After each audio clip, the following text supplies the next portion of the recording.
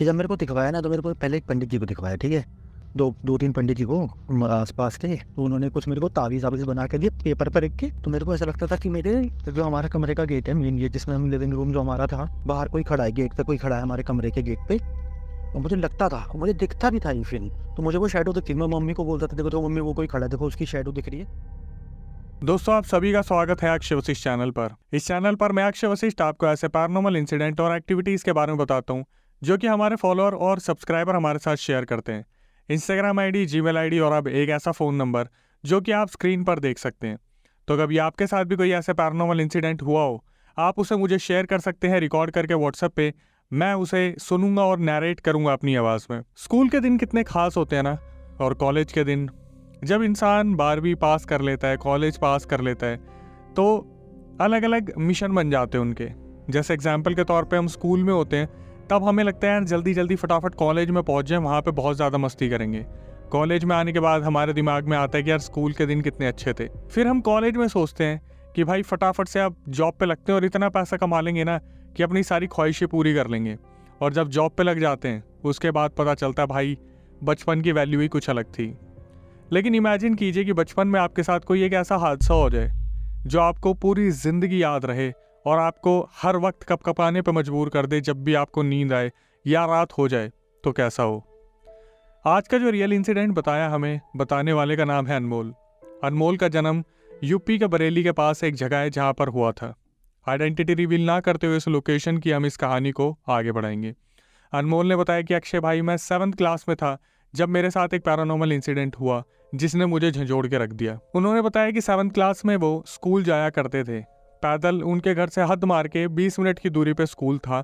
सारे बच्चे उस टाइम पर पैदल जाया करते थे और वापस आया करते थे। जिनके घर बहुत दूर हुआ करते थे वही वैन और बस लिया करते थे। एक दिन वो अपने घर पे वापस आते हैं और अपनी मम्मी के पास बैठते हैं। अचानक से उनकी तबीयत बिगड़नी शुरू हो जाती है। तबीयत इतनी ज़्यादा बिगड़नी शुरू हो जाती है कि उनका जो फीवर है वो सीधा 100, 102, 103 तक पहुंच जाता है।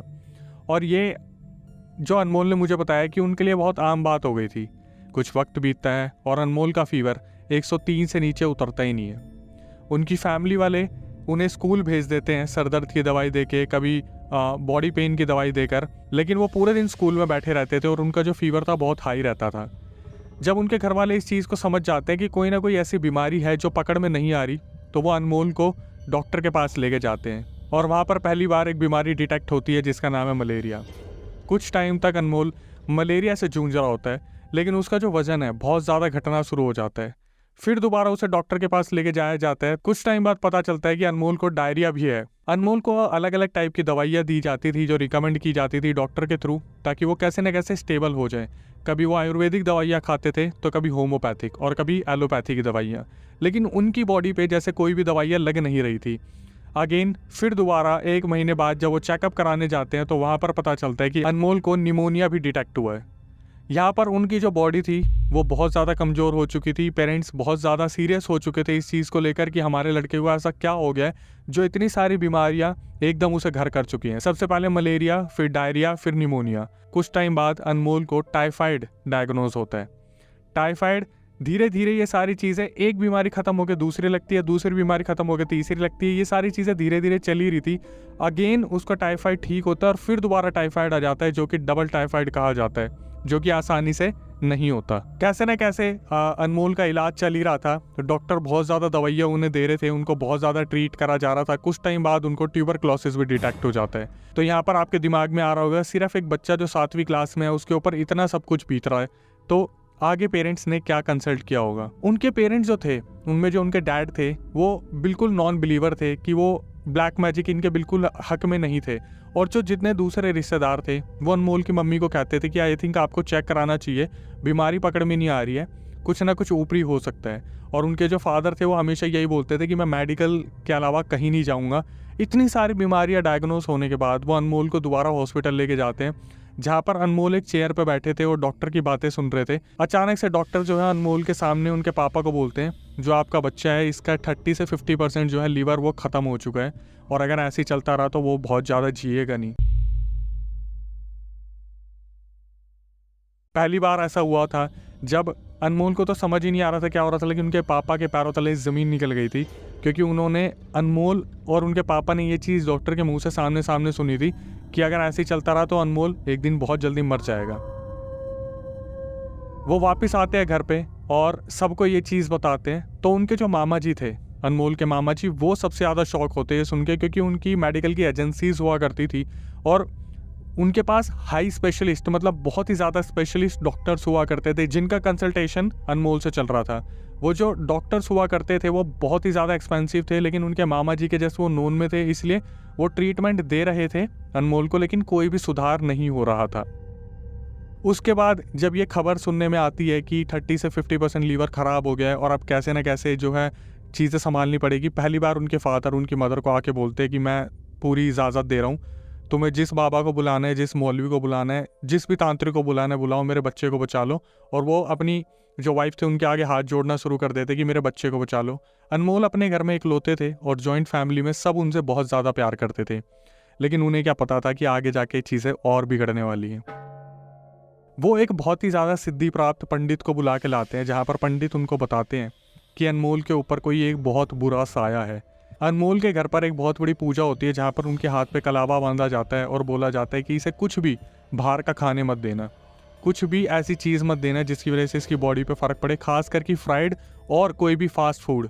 यहाँ पर आपके लिए भी एक सीख आती है कि फास्ट फूड और जो बाहर का खाना होता है वो हमारी तबीयत को बहुत ज़्यादा ख़राब कर सकता है। खास करके जो एंटिटीज़ आपके ऊपर आती है उनको अपने शौक पूरे करने होते हैं, तो वो हमेशा यही चाहती है कि आप ज़्यादा से ज़्यादा ड्रिंक करो, ज़्यादा से ज़्यादा बाहर का खाओ।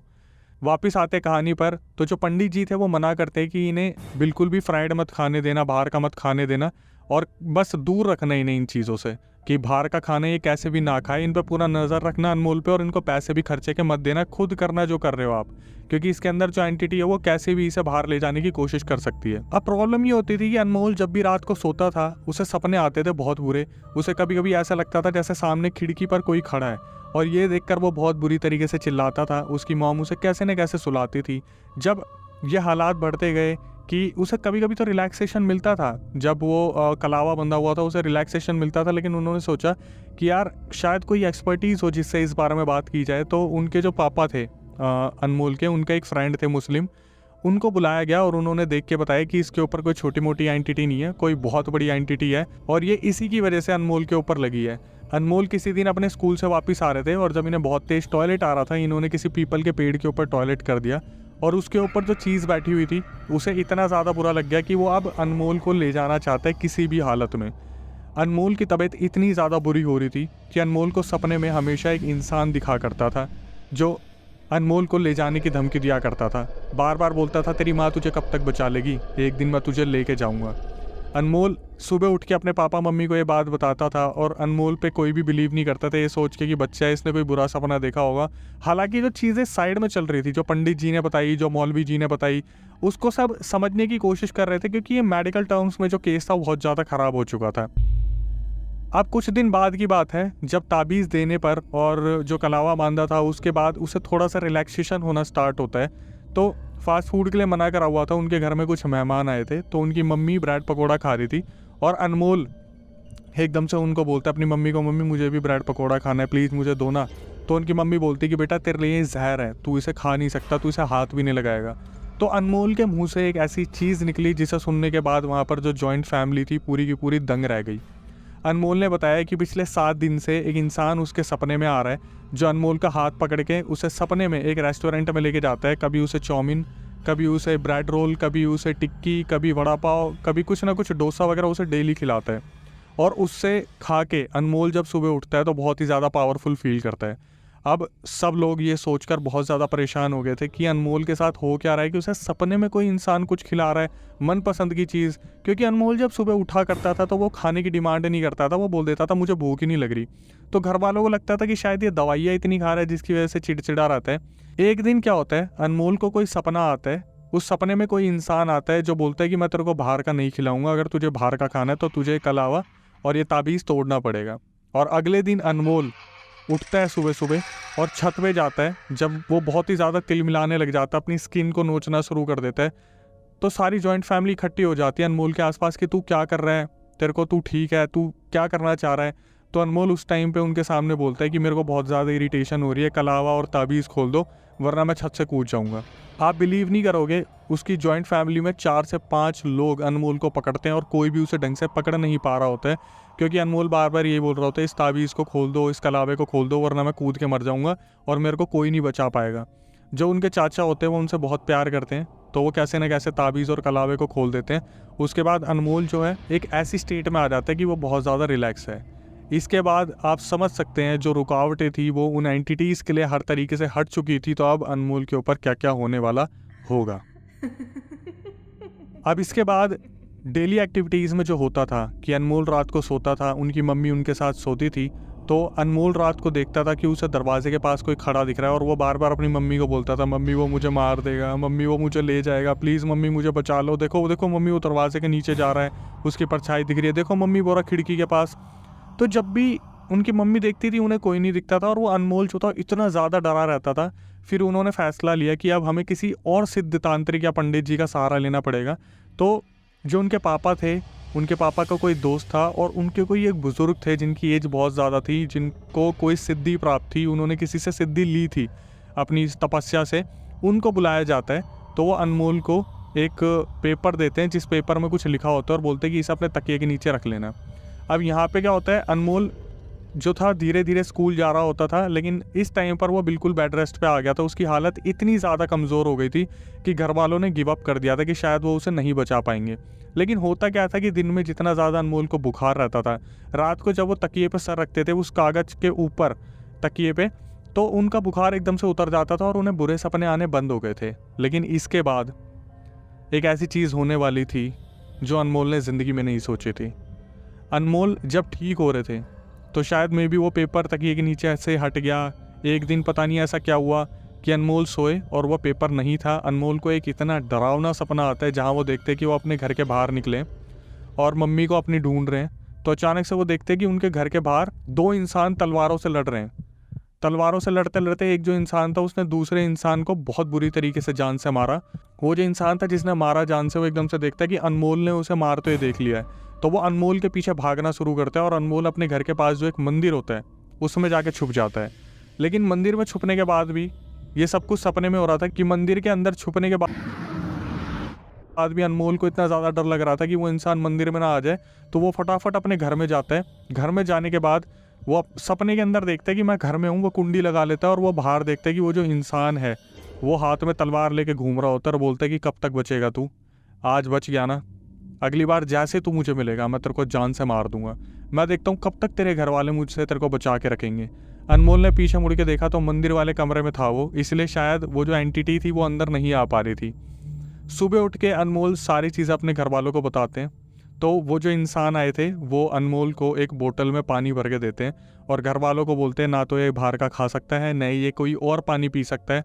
अनमोल ने बताया कि जब भी उसे पानी पीना होता था उसी बोतल में से जो महातांत्रिक आए थे वो उसी बोतल में पानी निकाल के अनमोल को देते थे और अनमोल उसी में से पीता था। कैसे ना कैसे चीज़ें काम डाउन होती रही, ठीक होती रही और 1 साल तक जो अनमोल थे उन्होंने ये पूरा हादसा अपने साथ होते देखा, जहाँ पर उन्होंने बताया कि अक्षय भाई मैं दिखने में इतना ठीक था, आप बिलीव नहीं करोगे 1 साल बाद मेरा रंग ऐसा हो गया था जैसे मेरा खून अंदर से जल चुका है। मैंने इतनी दवाइयाँ खाई, इतना सब कुछ खाया कि जो महातांत्रिक आए थे वो 3 महीने बाद आए थे। उन्होंने बोला कि अब फिलहाल अनमोल जो है इन एंटिटी से फ्री हो चुका है, लेकिन अब भी उसका ध्यान रखना बहुत ज़रूरी है और अब मेडिकल टर्म्स में वो ठीक होना शुरू होगा क्योंकि एंटिटीज़ ने उसका खून पीना बंद कर दिया, उसका मांस खाना बंद कर दिया है और उसके ऊपर से पूरी तरीके से वो हट चुके हैं। लेकिन अनमोल ने बताया कि अक्षय भाई पूरे साल ऐसे ही चलता रहा, हर 1 हफ्ते 2 हफ्ते में हम झाड़ा लगवाने जाते थे, मेरे मम्मी पापा मुझे वहाँ लेके जाते थे। वहाँ जाने के बाद मुझे बहुत रिलैक्सेशन फील होता था, वापस आने पर थोड़ी घबराहट होती थी, लेकिन टाइम के साथ वो चीज़ें सॉल्व हो गई। हालांकि उनके घर वालों ने उन्हें मना करा था इस इंसिडेंट को किसी से शेयर करने के लिए, लेकिन उन्हें लगा कि जो उनसे गलती हुई थी, जो पीपल के पेड़ के नीचे उन्होंने टॉयलेट कर दिया था, वो ऐसी गलती आप कोई ना करो, खास करके पी के जो लड़के बाहर उठते बैठते हैं या कहीं घूमने जाते हैं और वो कहीं भी टॉयलेट कर देते हैं, उनको थोड़ा ध्यान रखने की ज़रूरत है। Moral of the story conclusion, अगर आप कहीं भी जा रहे हो, कुछ भी कर रहे हो, भाई ध्यान रखो कि आप किसी ऐसी चीज़ों को इन्विटेशन ना दे दो जो अभी आपकी दुनिया में नहीं है, लेकिन अगर आपकी दुनिया में आ गई तो शायद आप अपनी दुनिया में रहने लायक ना बचो। अक्सर लोग मुझसे पूछते हैं कि अक्षय भाई आपने कभी भूत प्रेत देखा है? तो मेरे साथ जो इंसिडेंट हुए थे वो मैंने अपनी पुरानी वीडियोस में बताए हुए हैं। मेरे से ये भी पूछा जाता है कि अक्षय भाई क्या लगता है अगर हम कभी अगर ये इन चीज़ों को देख लेंगे तो क्या होगा? तो मेरा जवाब सिर्फ यही होगा कि अगर आप इन चीज़ों को देख लोगे तो मानने के लिए बचोगे ही नहीं। तो आखिरी में मैं यही कहना चाहूँगा कि अपने आप को थोड़ा सा संभाल के रखें। हर चौराहे पर, हर किसी ना किसी रोड पर कोई ना कोई टोटका रखा होता है जिससे आपको बचने की ज़रूरत है।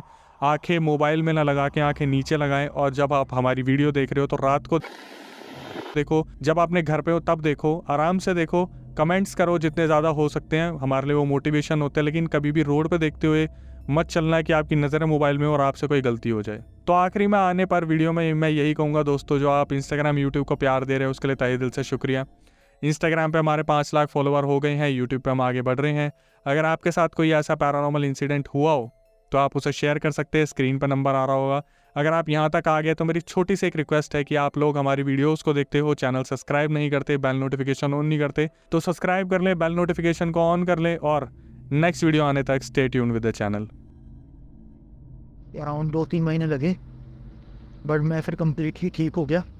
उन्होंने मतलब बोल दिया फाइनली 3 महीने बाद कि अभी एकदम ठीक है, अब आप बस इसकी दवाई करवाओ और ये ठीक हो जाएगा। क्योंकि जो चीज़ें मेडिकली ठीक होनी है वो मेडिकली ये होंगी कि मैं, हाँ मतलब फेयर था कलर में, पर मेरा पूरा खून जल गया था, मैं काला पड़ गया था पूरा।